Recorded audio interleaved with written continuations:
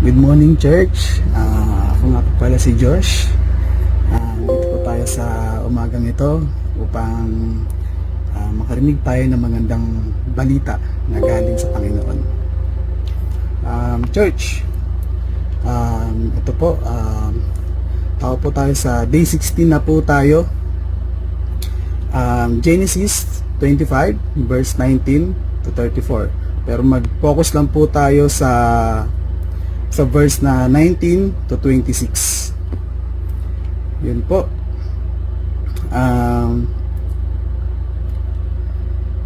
Ipinanganak sina Esau at Jacob. Ito ang salaysay tungkol sa pamilya ni Isaac at anak ni Abraham. Si Abraham ang ama ni Isaac.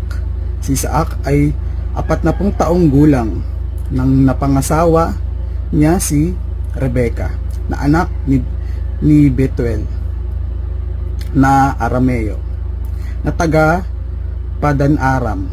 Si Rebecca ay kapatid ni Laban na Arameo rin. Ipinalangin ni Isaac sa Panginoon ang kanyang asawa dahil baog siya. Tinugon ng Panginoon ang dalangin niya, kaya nabuntis si Rebecca. Naramdaman niya na nagtutulakan ang kambal na nasanggol sa loob ng kanyang tiyan. Sinabi ni Rebecca, kung ganyan lang ang may mga yayari sa kanila pagdating ng panahon, mabuti pang mamatay na lang ako. Kaya nagtanong siya sa Panginoon tungkol dito. Sinabi ng Panginoon sa kanya, 2 bansa na sa iyong sinapupunan, ang 2 bayan na nasa loob mo ay magkalaban. Ang isa'y magiging makapangyarihan kaysa sa isa. Ang nakakatanda ay maglilingkod sa nakakabata niyang kapatid. Nang nanganak si Rebecca, kambal ang anak niya. Ang unang lumabas ay mapula-pula na balbon. Kaya pinangalanan niya siyang Esau. Nang lumabas ang ikalawang, ang kamay niya ay nakahawak sa sakong ng kanyang kambal. Kaya pinangalanan niya siyang Jacob. Si Isaac ay 60 taong gulang nang pinanganak ni Rebecca ang kambal. Dito po, ang aking observation po dito sa Bible verse po na aking binasa, may matandang mag-asawa, baog na asawa na lalaki, kambal na lalaki, padalos-dalos na kagustuhan. Mga magkalaban na 2 bansa, magkaibang pananaw. Dito po, magtiwala at maghintay ka lang sa plano ng Panginoon sa iyo. Gaano man ito katagal, at kapag ito'y pinagkaloob sa iyo, ito ay higit pa sa inakala mo. Huwag ka padalos-dalos sa mga sinasabi mo, bagkus magtiwala ka kay Lord sa plano niya at pinagpray mo.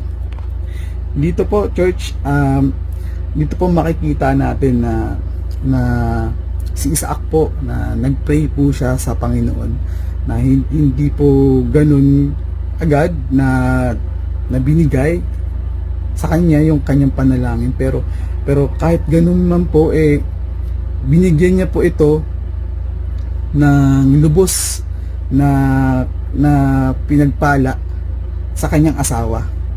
Yun nga po, kambal po ang lumabas. Diba po? At sinabi nga po ng Panginoon na 2 bansa ang magiging ng 2 bata. Dito rin po, church, na binabahagi ng Panginoon sa atin na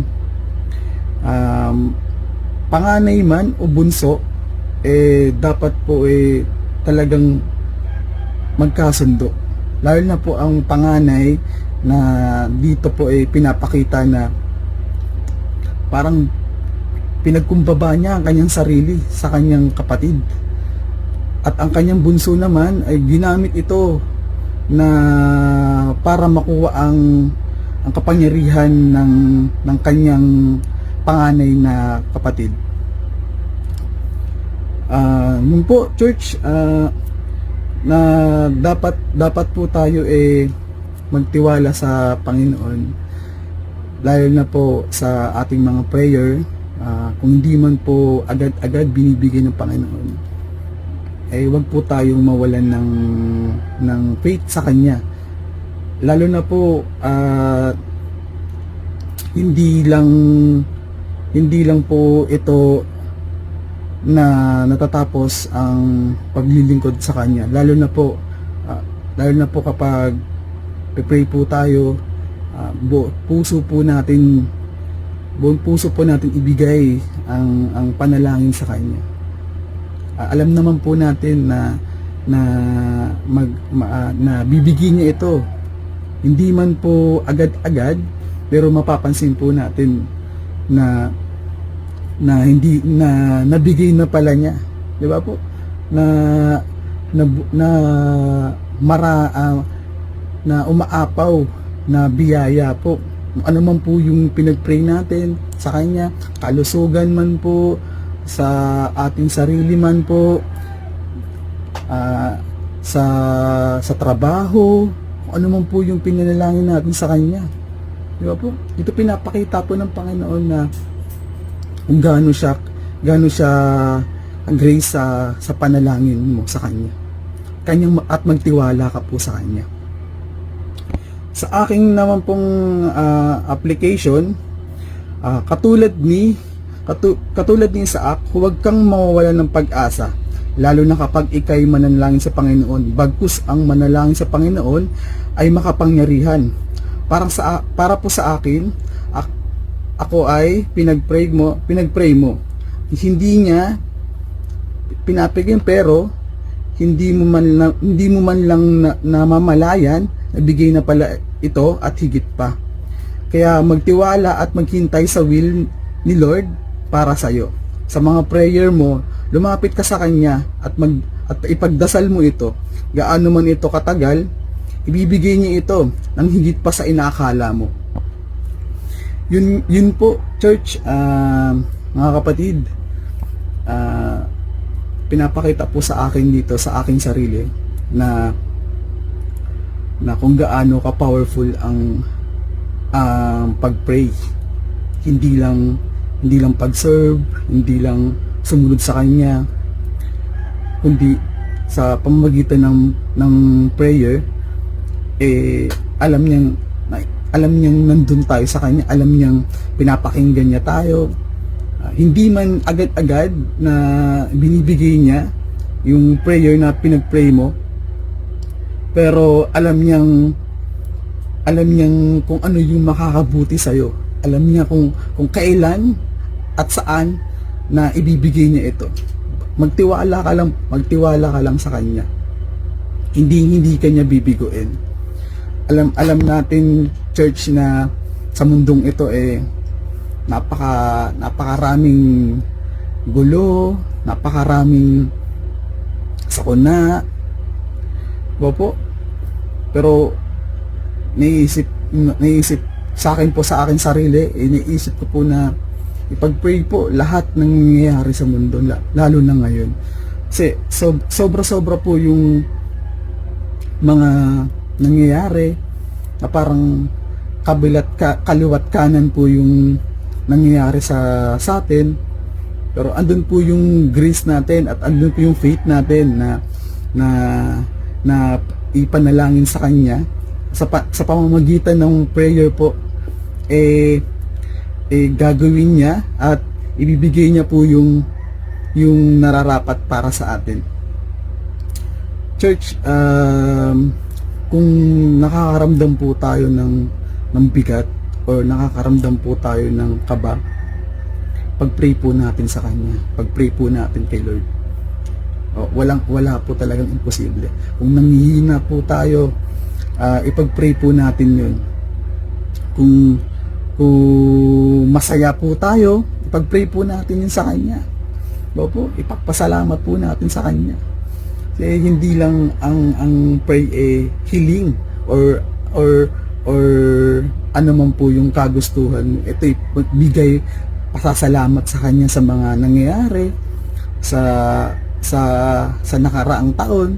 Yun po, nung nakaraang taon po, ayun po, struggle man po yung dumating sa akin, pero andun pa rin po yung faith ko sa Kanya na napasasalamat dahil di niya po ako pinababayaan, at yung family ko po na nandyan pa rin po kami, na naniniwala sa Kanya, na hindi po kami sumuko na or ano man po na para sisihin siya or ano man po sumpatan siya. Hindi po yun, na andun po kami para panalangin yung mga nangyayari sa amin, mabuti man or masaya man or hindi. Andun pa rin po yung panalangin namin sa Kanya na galing sa puso. Lord, yun nga po, na share ko lang din po, last year po na ano po yung aking panalangin, na sa aking, hindi po sa aking sarili, hindi po sa kasintahan ng aking kapatid. Kasi po sobrang bigat po sa aking pakiramdam nung nalaman ko po na ganun po yung nangyari sa kanya, na akala mo po wala nang pag-asa. Sinure ko po yun sa ka-churchmate namin, churchmate po natin, na ganun po yung nangyari. Pero may faith po ako, naniwala po ako na kaya pa, kahit 1% po yan, basta't manalangin po tayo at maniwala sa Kanya, kaya po yun, gagaling po yun. Praise God po na hopefully po ay tuloy-tuloy po yung paggaling ng kasintahan ng aking kapatid. Yun po, pray lang po yung talaga yung kinapitan ko, at nagtiwala sa Panginoon. Wala na pong iba, dun lang po talaga. Church, ito po, manalangin po tayo. Lord God, salamat po sa umagang ito, Panginoon, na binigay mo na grace sa amin, Panginoon, na pakinggan, Panginoon, yung magandang balita mo, Panginoon, Lord God, na nanggagaling sa iyo, Panginoon, Lord God. Powerful po talaga, Panginoon, na mabasa namin, mapakinggan namin, Panginoon, yung grace mo, Panginoon, Lord God. Lord, I pray, Panginoon, na hindi po dito natatapos ang aming gawain, Panginoon, Lord God. And I pray, Panginoon, na patawarin mo kami sa aming mga kasalanan, Panginoon, Lord God, sa aming nagagawa, Panginoon. Kami makasalanan, Panginoon, Lord God, patawarin mo po kami, Panginoon, Lord God. Lord, I pray din, Panginoon, sa mga tao, Panginoon, na nakikinig dito, Panginoon, kung may bigat, Panginoon, sa kanilang puso, Panginoon, Lord God, tanggalin mo yung, Panginoon, Lord God, at palitan mo ng saya, Panginoon, at ito'y mangibabaw sa Kanya, Panginoon, Lord God. Lord, I pray din, Panginoon, sa mga may sakit, sa mga may problema, Panginoon, kung ano man yung, Panginoon, or book, Panginoon, at tanggalin mo yung, Panginoon, sa kanila, Panginoon, at palitan mo, Panginoon, ng umaapaw na biyaya mula galing sa iyo, Panginoon, Lord God. Lord, maraming salamat po, Panginoon, sa nagdaang taon, Panginoon, Lord God, na nandiyan kayo sa amin, Panginoon, na hindi mo kami pinabayaan, Panginoon, kahit may struggle, Panginoon, nandiyan ka, nakakapit kami, Panginoon, sa iyo, Panginoon, Lord God. Hindi mo kami binibitawan, hindi mo kami, Panginoon, iniiwan, Panginoon, Lord God. Panginoon, pangako namin sa iyo, Panginoon, ikay aming sasambahin, mamahalin, Panginoon, at taglilingkuran, Panginoon, Lord God. Maraming salamat po, Panginoon, Lord God, na ginigising pa kami, Panginoon, na masaya, Panginoon, na na nanggagaling sa iyo, Panginoon, Lord God. Ang aming puso ay galak ng saya, Panginoon, kapag ikay aming kasama, Panginoon, Lord God, sa araw-araw, Panginoon, Lord God. Lord, maraming salamat po, Panginoon, Lord God, na sa mga biyaya sa aming, Panginoon, na nanggagaling sa iyo, Panginoon, Lord God. Yun lamang po, Panginoon. Maraming salamat po, Panginoon. Hindi kami magsasawa sa pagmamahal mo, sa pagmamahal namin sa iyo, Panginoon, Lord. Andito kami, Panginoon. Hindi ka nang iyon. Hindi kami iiwan, Panginoon, Lord God. Yun lamang po, in Jesus' name, amen. Thank you po. Magandang umaga po sa inyong lahat. Yun lamang po, maraming salamat po. Ingat po kayo palagi. God bless you po.